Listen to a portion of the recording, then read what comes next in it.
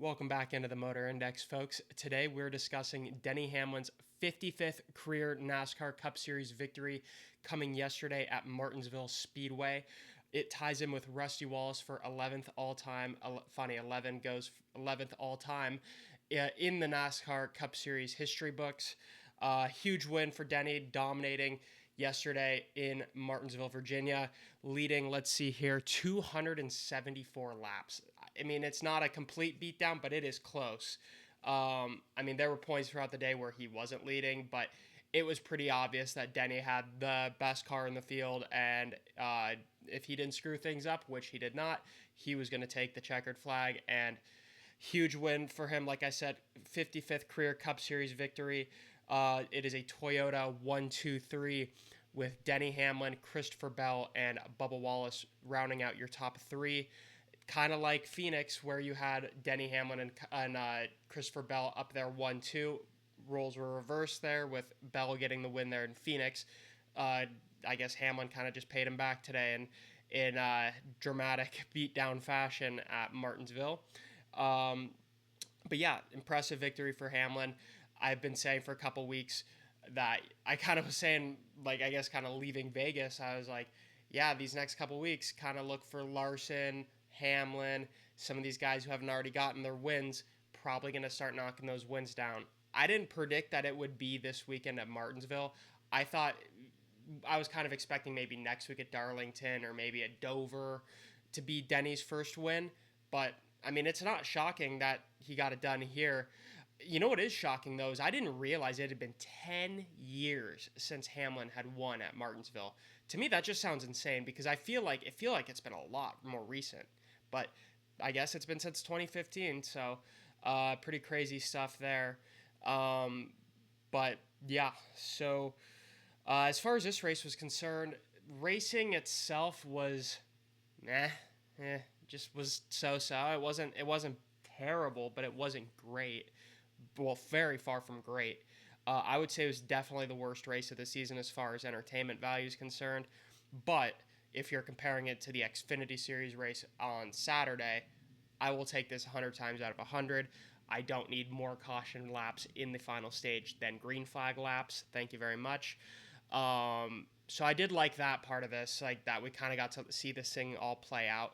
And I'm going to do a video actually about that whole Xfinity race. I think some people are losing their minds a little too much, but there is some very reasonable things to be losing your mind over with that Xfinity race. But yeah, back to Sunday's race. Um, First stage, pretty uneventful. I remember it was like Christopher Bell's out in the lead, gets passed by Chase Elliott. You had that one debris caution about halfway through the stage. Everybody pitted, and then a caution came. I'm forgetting what that caution came out for right at the end of stage one, where because we had like essentially like a little overtime restart there at the end of stage one, when a bunch of people stayed out. Joey Logano got that stage win. I think Alex Bowman came in second in that stage. Bunch of cars that were good kind of sacrificed that to kind of flip the stage. No, they didn't pit under caution during the stage caution, stayed out. The tires kind of what that basically told me was that the tires weren't really a big advantage. It was really the track position. And I don't think we ever really saw the tires come into play super importantly ever at all throughout the race. I think Denny did a great job of managing his tires up front, so it never really played a big factor. And he was able to really manage his lap cars well throughout the race, especially in that final stage. But yeah, stage two, I'm kind of forgetting what happened in stage two. It was pretty irrelevant. Just it was really weird. It was really weird how the stages played out here with that final stage being over half of the race. So it was really weird. But I thought in that final stage, I really would have liked to see the strategies play out a little more because they kind of got with the cautions and how they fell. It really kind of screwed the like you were going to see either a two-stop strategy, splitting that final stage directly in half or roughly in half, or it was going to be the William Byron Alex Bowman strategy where it was going to be three stops, but they were going to end up with better tires at the end. And I think there was a lot of people who said that would have been the winning strategy had that been not at Martinsville because of, how much lap traffic they're having to deal with, and just, the general place we are with tire wearing at these short tracks, that was on paper it should work out, but it was like when you apply it to real life, was it really going to work out? It was going to be a stretch, but I would have liked to at least seen that play out under green flag conditions and see what the results of that would have been. I think you would have probably seen that strategy, a few of those guys make their way into the top 10, but is what it is. I guess so. Yeah, that last like stage was very weird in terms of how the cautions laid out. Really kind of just threw a wrench into the whole strategy game, which sucked, but we still got the best car winning, so I got really nothing to complain about there. But yeah, I guess as far as some other finishes are concerned, obviously we already talked about Christopher Bell. Great run for Bell again. I mean, he only led 25 laps, didn't get a ton of stage points, but still, I mean, you're finishing second. That's great for Christopher Bell. Continuing great start to the year for him. Bubba Wallace continues to be really good on short tracks. Places, we didn't used to tend to think about him at. Now he's starting to become a real factor at these places. I won't go as far as to say that I think he's a factor at Bristol yet. I think he'll be a factor to compete for like a top 5. I still think Bristol. We're going to tackle Bristol when we get there in a couple weeks. But great run from Bubba Wallace, though. Looked definitely a strong top 5 car, no doubt about it. And just a clean race from the 23 team overall, and that's kind of been the sentiment from the 23 team. Is they've been very clean on pit road, they've been very clean on the racetrack, and that'll pay dividends, I think, eventually. I said that I think Bubba Wallace will get a regular season win. That was one of my preseason predictions, and we'll see. I think especially the last 2 weeks, he's shown speed that is capable of doing that. So, Chase Elliott in 4th. Pretty much, I'm gonna kind of group in Kyle Larson in this. Elliott 4th, Larson 5th. That's like where they ran the whole day, pretty much. I mean, yeah, they had that, or you had Elliott take the lead there for a little stretch. I think, let's see how many, he led 42 laps. So, I mean, yeah, Elliott did lead for a significant portion of this race, but after that, it was pretty much, him and Larson were pretty much in lockstep, right in that 4th to 5th range. So good runs for both of those guys, by all means, great runs, but I kind of expected a little more from Chase Elliott. Kyle Larson, it might sound crazy, this is about where I kind of expected him to run.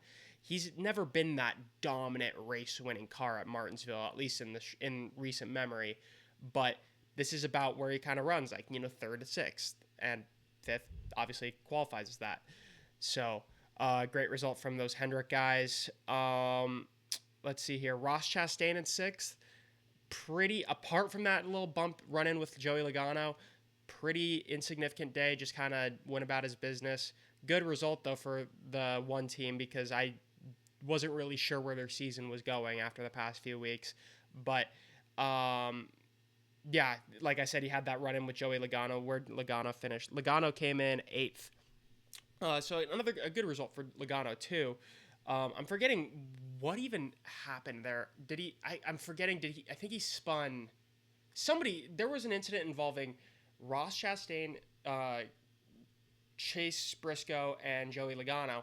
I'm forgetting exactly what happened, but I remember Joey Logano post-race was saying that something about, he put all the blame on Chastain. He didn't put really any blame on Briscoe. So interesting stuff there. We'll see if that ever materializes in any beef, but I'll have to go back and rewatch exactly what happened there. But anyways, moving on from that, Ryan Preece in 7th. 3 consecutive top 5s for Ryan Preece, or top 10s for Ryan Preece. Isn't that crazy? By far the best RFK car this year, which is pretty impressive. So continue on the great results, because you even look back, he's got the 3 consecutive top 10s. Then you go another week back in Phoenix, where he led, like, I think it was top 3 in laps led in that race. And then you go even further back, he was able to strategy his way into winning a stage at Coda. So they've been pulling the right levers, that 60 team, the past few weeks. Really good result after those first two super speedway races, and all that went down with them in those. So yeah, great stuff from them.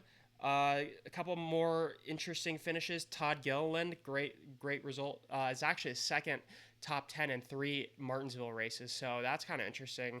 Little nugget to this race that Todd Gilliland has found a little bit of speed at these short tracks, but you also have to keep in mind, I did go back and look.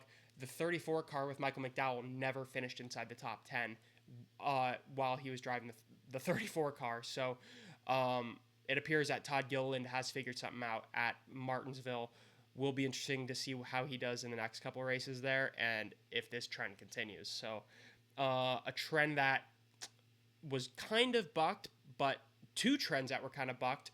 Ryan Blaney's success at Martinsville and the very bad streak of runs for Ryan Blaney in terms of crashes or engine failures or whatnot. That all came to an end today. Solid run for Ryan Blaney. Did come in on the 11th, just missing out in the top 10. And did he even get any stage points? He did finish 6th in stage 2, so he did get some points and came away with an all right day as far as the points are concerned. But it wasn't the typical Ryan Blaney we expect at Martinsville. But kind of how I mentioned in my pre-race video, his good runs come in the fall. His good runs have not been in the spring. So I'm not really too worried about Ryan Blaney, especially considering he started this race in the back, able to crawl his way up to an 11th place finish. It's a good run, especially when your engine doesn't blow like it has 2 of the last 3 weeks. So, William Byron, pretty much non-existent today at Martinsville. Probably his first really poor run of the season.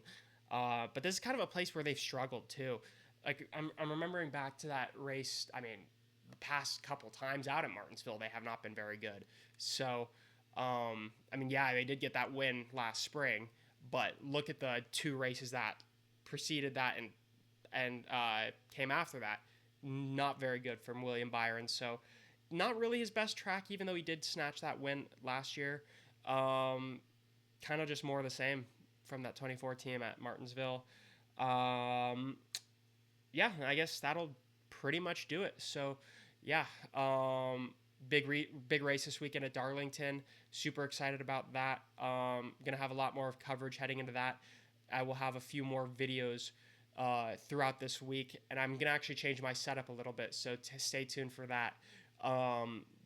Thank you all so much for watching. Please like and subscribe, and take care, everybody. God bless.